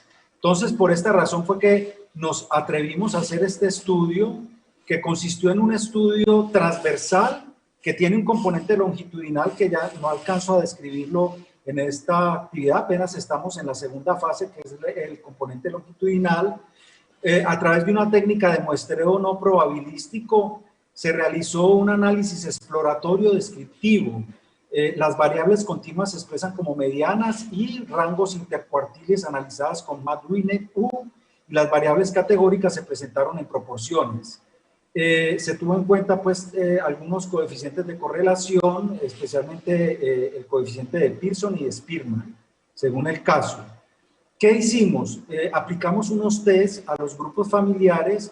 Este test tan conocido, incluso muy avalado por la doctora Arias de la Universidad del Valle, Liliana Arias, el APGAR familiar, que evalúa aspectos como adaptabilidad, participación, ganancia o crecimiento, afecto y recursos o resolución de los grupos familiares.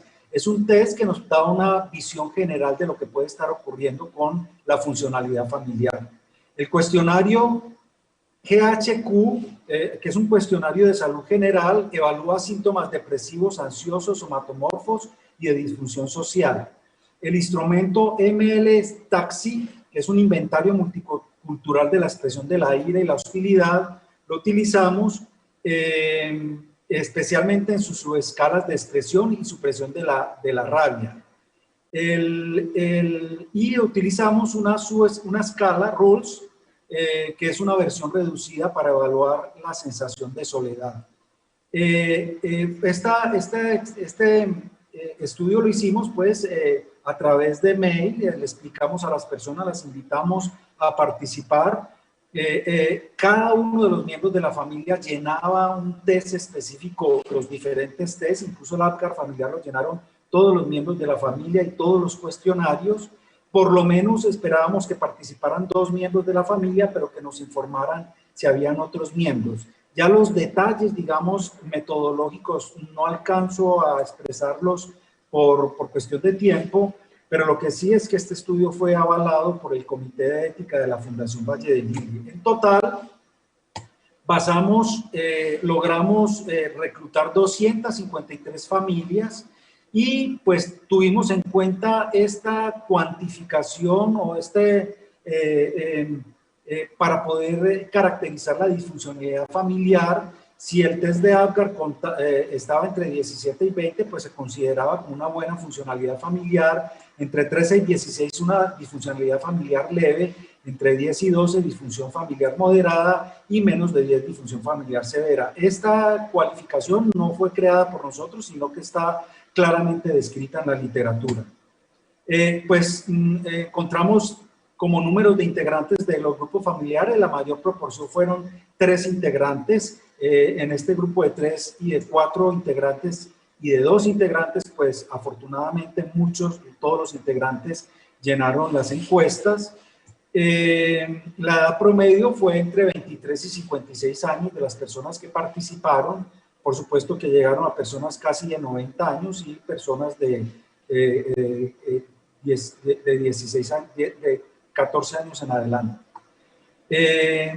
Encontramos pues que la edad, de acuerdo al grado de disfunción familiar, fue prácticamente la misma, tal vez un poquito más, más mayores en las familias que tenían una disfunción familiar severa. El tiempo dedicado, evaluamos esto, cuánto dedicaba cada persona a evaluar información sobre COVID. Encontramos que hay personas que hasta dedican más de 3 horas, un 3%, casi un 6%, otro 4%, entre 1 y 2 horas, y la mayoría menos de 1 hora. El número de miembros en la familia, pues encontramos que en un 24% hubo un miembro más de la familia con ellos. La presencia de mascotas nos llamó la atención, no alcanzamos a mostrar los resultados relacionados cruzando con mascotas. La disminución de los ingresos fue significativa en tanto ingresos con relación al 2019 como ingresos con relación a los 3 primeros meses del año. Esto es un factor de estrés. El 55, casi el 56% de las personas tuvieron disminución de los ingresos. Aquí está más o menos la proporción de la disminución. En la subescala de depresión grave se vio pues muchísima más depresión en las personas que tenían disfunción severa, menos en la que tenía disfunción moderada y disfunción leve. Llama la atención que cuando ya vemos 2 miembros de la familia tienen un comportamiento similar, y cuando vemos los 4 miembros de la familia igual, el comportamiento es mayor o mayor la depresión grave en la subescala en la disfunción severa. Voy a pasar rápidamente porque el tiempo vuela. En la subescala de ansiedad también, entre mayor disfunción, mayor ansiedad e insomnio en todos los integrantes del grupo familiar. Cuando vemos los síntomas somáticos, encontramos una tendencia a ser similares en disfunción moderada, leve y buena. Es decir, los síntomas somáticos se ven más en personas que han tenido familias con disfunción severa, pero en las otras familias tiende a ser similar. Es decir, parece que todas las personas tuvieron tendencia a tener disfunción, síntomas somáticos. Bueno, con relación a la expresión de la ira, también se vio que fue similar en todos los grupos familiares. Esto nos pareció supremamente significativo en que la expresión de la ira se haya representado en la mayoría de grupos familiares, incluso en los que tenían una buena disfunción, pero la supresión de la ira fue un poco mayor en las familias, un poco menor en las familias que tuvieron menos disfunción. Es decir, parece que el hecho de suprimir un poco la ira permite que el ambiente familiar sea mejor. Por otro lado, la expresión de la ira fue mayor en los, la supresión de la ira fue mayor en las personas, en las familias que tuvieron mayor disfunción familiar. Igual, el comportamiento de todas las familias, de todos los integrantes de la familia es similar. última subescala, la subescala de soledad. Fíjense que entre mayor disfunción familiar hay mayor sensación de soledad. Esta va disminuyendo en cuanto más se va volviendo funcional la familia. Aquí vemos que se comparte la misma situación con todos los integrantes del grupo familiar. Aquí, por ejemplo, cuando comparamos los 4 integrantes de algunos grupos familiares que contestaron 4 personas, encontramos que la sensación de soledad es mucho mayor entre mayor la disfuncionalidad. Esto nos permite entonces sacar unas conclusiones interesantes, pues como les digo, podemos cortar, tenemos mucha información sobre esta investigación y además podemos cortar mucha tela, pero digamos la conclusión general es que los grupos familiares tienen una mayor psicopatología entre mayor sea el grado de disfunción familiar. La depresión severa se ve significativamente cuando la disfunción también es severa, no se ve mucho en disfunción moderada. La ansiedad y el insomnio disminuye en la medida que va siendo mejor la funcionalidad de la familia. Los síntomas somáticos y la expresión de la ira parece ser como similar, o es, de acuerdo a nuestro estudio, similar en todos los grupos representados. El total de psicopatología, por supuesto, es mayor en las disfunciones severas. La supresión de la ira la observamos más entre más funcional es la familia. Es decir, parece que el fenómeno de supresión de la ira tuviera que ver con un mejor ambiente familiar, en el sentido de que la persona no expresa su ira y hace un manejo y seguramente la descarga de otra forma. Y la sensación de soledad sí fue muy llamativo, como fue muchísimo mayor en personas, en los grupos familiares en donde había mayor disfuncionalidad. Nosotros consideramos que teniendo en cuenta estos factores, pues seguramente tendríamos que hacer estudios de otro tipo y además considerar intervenciones y psicoeducación a los grupos familiares, ojalá a través de programas establecidos por los entes encargados de la salud de las poblaciones. Este es un estudio pues que lo publicaremos ya con todos los detalles y espero pues que haya sido de interés para ustedes. Ya pasaron los rapidísimos 15 minutos, pues vuelvo a hacer referencia. A los que quieran un poco más de información pueden escribir a nuestro correo. Nosotros trabajamos en la Fundación Valle de Lili y en la Universidad ICESI y agradezco mucho la atención. Doctor César, muchas gracias por la excelente presentación y por su participación activa en el simposio. Muchas gracias. Gracias, doctor Mauricio.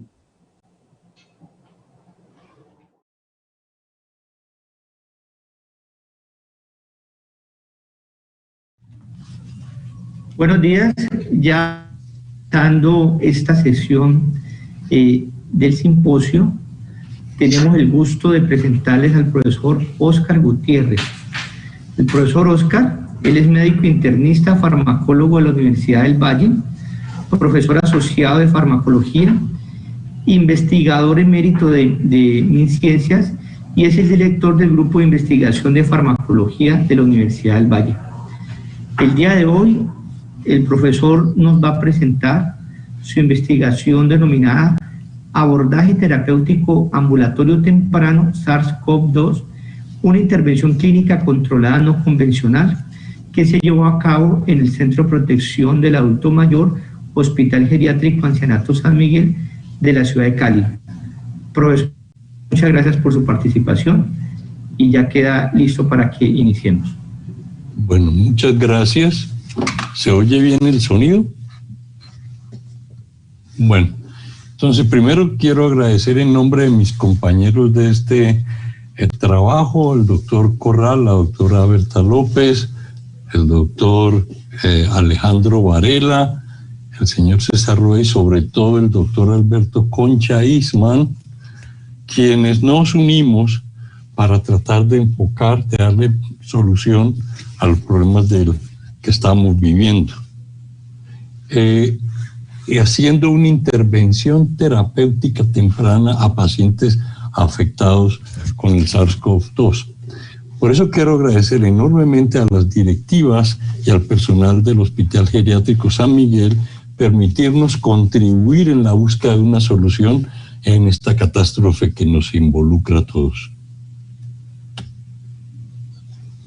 Esta intervención temprana de la infección por SARS-CoV-2 nos dio como resultado una mortalidad de 0 en este conglomerado de pacientes de altísimo riesgo, como vamos a ver, por estar, no solo por ser una población anciana, mayor, sino por su estado de confinamiento.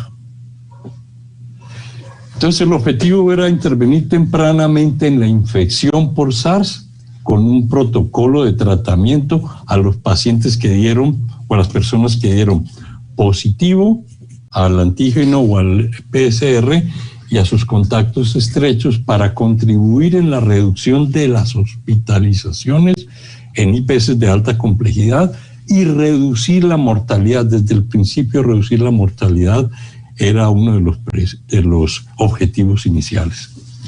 Se intervinieron pacientes residentes del Hogar Geriátrico San Miguel, a quienes se le había aplicado una escala de fragilidad de uso institucional que corroboraba el alto riesgo de estos pacientes. Como dije, se les administró un protocolo terapéutico, y aquellos pacientes que resultaron positivos, y además de positivos que presentaron sintomatología, se les hizo una cohortización con un aislamiento estricto y un seguimiento interdisciplinario estrecho, lógicamente con la autonomía de los médicos de intervenir, además del protocolo, con lo que ellos consideraran necesario. Esta es la imagen, unas muestras del hospital, un sitio muy agradable, aireado, y en la parte derecha está su director, el doctor Cortés, junto a su izquierda con la residente de mayor edad de 102 años, quien también presentó la infección. El SARS-CoV-2 es un coronavirus similar a otros como el de la influenza, razón por la cual quizás al principio todo el mundo pensó que no iba a tener ningún problema. Pero sí lo tuvo y produjo una enfermedad que en algunos pacientes fue catastrófica, que se llamó COVID-19. Los pacientes de edad avanzada son quienes corren un mayor riesgo de mortalidad por las comorbilidades que presentan y el estado de fragilidad que tienen durante su hospitalización. Y estos dos son los mejores predictores de mortalidad. Estas son las comorbilidades más frecuentemente encontradas en general en todos los pacientes, y como vimos en la mayoría de los pacientes del estudio, como lo presentaron en las presentaciones anteriores, tenían estas comorbilidades. Veamos los antecedentes en el mundo, en Colombia y en Cali. Desde que empezó la pandemia, el mundo asistió horrorizado a este cuadro de las pestes de la Edad Media, con una mortalidad horrorosa en algunos países que llegó a niveles de 85-81% de pacientes ancianos siendo responsables de la totalidad de las muertes sobre toda la población general. En algunos estados de los Estados Unidos, las personas de hogares de ancianos contribuyeron enormemente a la proporción de muertos sobre la población general. Lo mismo en España, Italia, Francia, Bélgica. Y en Colombia no nos podíamos quedar atrás. Cuando se hace al 18 de octubre el corte de casos totales de personas infectadas, vemos que hasta el 18 de octubre iban 952.000 personas infectadas, y de ellas 143.000 son personas de 60 años o más, lo que constituye el 15,1% de la población. Pero cuando hablamos de mortalidad, del total de muertos en el país, de 31.000 pacientes, 23.000 tenían por encima de 60 años, lo que para el país da una proporción del 75% de la mortalidad general. Horroroso si lo comparamos con Europa, no estamos tampoco mejor. Pero miremos en Cali, Y en Cali el número de casos totales al mismo 18 de octubre era de 55.376 con 9.352, el 16%, 17 sobre 60 años. Pero de los muertos del total de 1.753, 1.441, el 82.2% eran mayores de 60 años. Estamos mal. ¿Por qué la intervención temprana?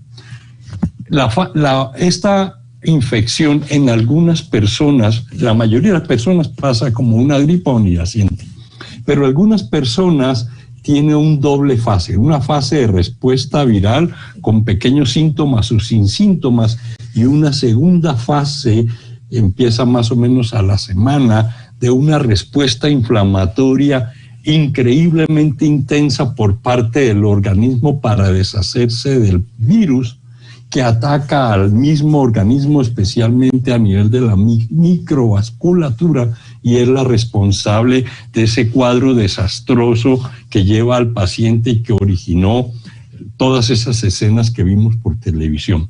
Entonces decidimos que a todas las personas infectadas, y especialmente las que presentaran síntomas, se le aplicó la escala de News, dándole un manejo ambulatorio con una triple terapia: ivermectina, 600 microgramos por kilogramo los días 1 y 7, para ir de acuerdo al ciclo viral, nitazoxanida, 500 miligramos cada 12 horas, y aspirina a una dosis de 100 miligramos día de por medio por una semana.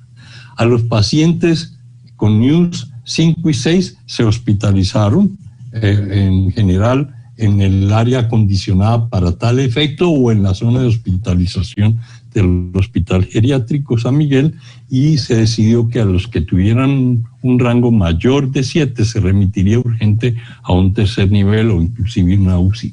También se decidió de antemano que aquel que tuviera una calificación de 3 en cualquier parámetro de la escala de News se hospitalizaría o se remitiría.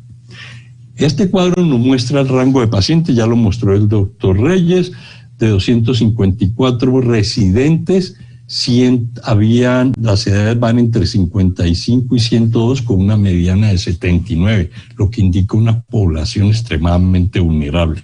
Están divididos parejamente entre hombres y mujeres, pero como ven en la parte de abajo del cuadro, de los 59 que resultaron positivos, 56 eran mujeres. Estos 59 representan el 23.2%. Esto nos indica que, primero, la persona que llevó, probablemente externa, que contagió, lo hizo primeramente en la zona de mujeres, se identificó rápidamente y se tomaron todas las medidas para evitar que se extendiera en toda la institución. Las pruebas de laboratorio que se hicieron positivas, 59 fueron positivas por PCR o por antígeno. Hay que recordar que ninguna de estas dos pruebas es de alta sensibilidad, así que probablemente pudiera haber más pacientes infectados con una prueba negativa. Y aquí están las comorbilidades, tanto en la población general como en los pacientes que resultaron infectados. Y como ustedes ven, siguen los mismos patrones de la población general, y aquí hay que llamar la atención a un caso que nos llamó también la atención, como la presencia de demencia senil, tanto en pacientes como en la población general, lógico, en un hospital de este tipo. Esta es la escala clínica de fragilidad, que va desde robusto, es decir, las personas absolutamente independientes, capaces hasta de participar en Olimpiadas, a los enfermos terminales. Y se consideró que de 5 para adelante eran enfermos extremadamente de alto riesgo, y esto se corroboró en esta escala de distribución según la sala de fragilidad. Recuerden que la mayoría de los residentes infectados fueron mujeres, y de ellas, en forma equitativa, se clasificaron en la escala de fragilidad mayor, 5, 6, 7, 8 y 9, en las salas de mujeres dependientes, a lo mismo, aunque en menor medida, en la sala de independientes.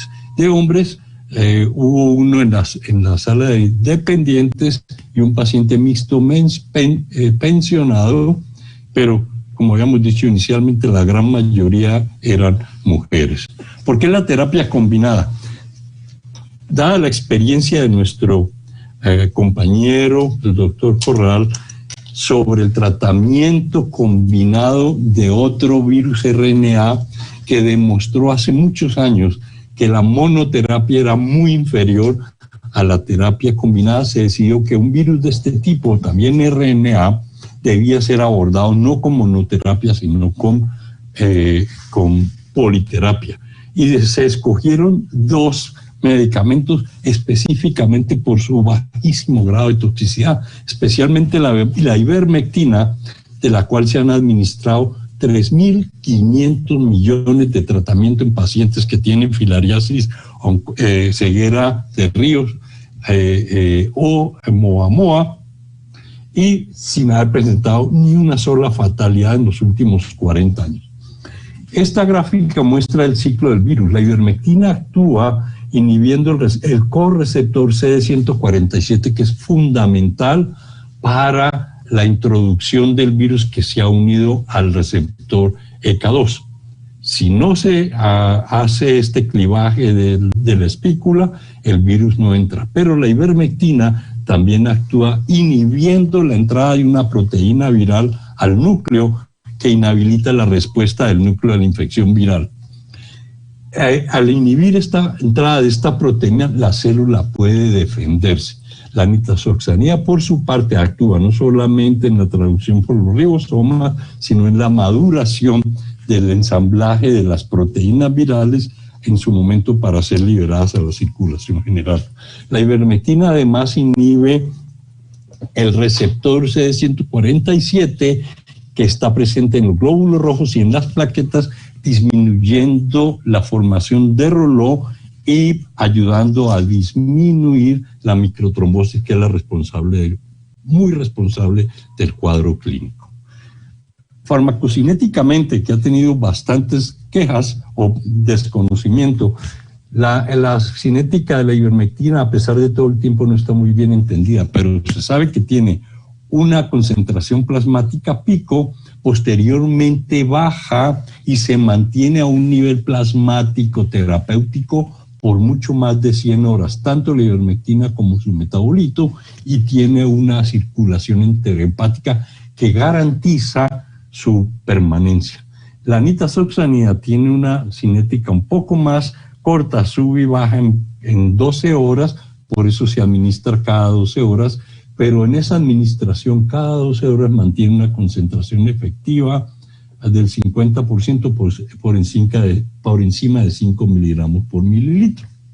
Esta línea de evaluación de la infección nos muestra que al momento que llegó el primer paciente, al primer contagiado, se decidió hacerle la toma de laboratorio a ese paciente que dio positivo, y el día 10, el 6 de agosto, el día 10, se le hizo toma de muestras a todos los pacientes, se decidió.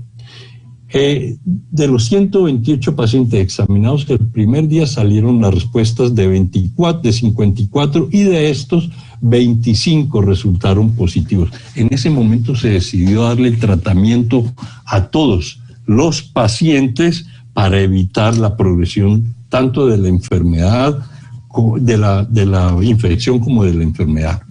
Y este es el resultado de la intervención. Al inicio de la pandemia se esperaba que hubiera por lo menos 100 muertos, de acuerdo a lo que se venía publicando en Europa en las casas de ancianos. Y miren cómo se observaron que se hospitalizaron estrictamente, se hospitalizaron 13 pacientes y se observaron estrictamente 46. Se esperaba que hubiera hospitalización referida a otro nivel mayor entre 30 y 47 pacientes. Solamente fueron 2 y no necesariamente por COVID. Y en UCI se esperaba que por lo menos 20 pacientes tuvieran que ser tratados. los resultados observados al final los vemos aquí. 0 letalidad en nivel 1, 0 en letalidad en nivel 2 y ningún paciente lúcido. En conclusión, el abordaje terapéutico de estos pacientes temprano evitó el progreso de la enfermedad, evitó la hospitalización en un nivel de complejidad mayor, ahorrando cualquier cantidad de plata. Pensamos que entre 1.000 y 1.800 millones de pesos. La mortalidad fue 0 en este grupo de pacientes. El modelo de seguimiento se basó en un estricto acompañamiento en forma multidisciplinaria que sugiere que este tipo de abordaje debe ser más ampliamente evaluado. Se necesita financiación estatal y debemos complementar este estudio con similares. Debo anotar que esta intervención está de acuerdo con la declaración de Helsinki de intervención en casos de enfermedades o cuestiones que no tienen tratamiento, siempre y cuando el riesgo sea mucho menor que el beneficio, como pudimos notar en este paciente. Esta es la paciente de 102 años, residente, que se enfermó, se recuperó, está muy viva y está muy bien. Muchas gracias por su atención.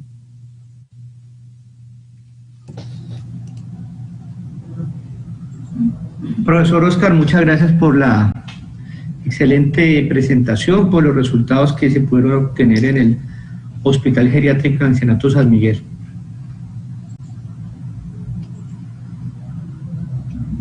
Muy bien. Si hay alguna pregunta o algo así.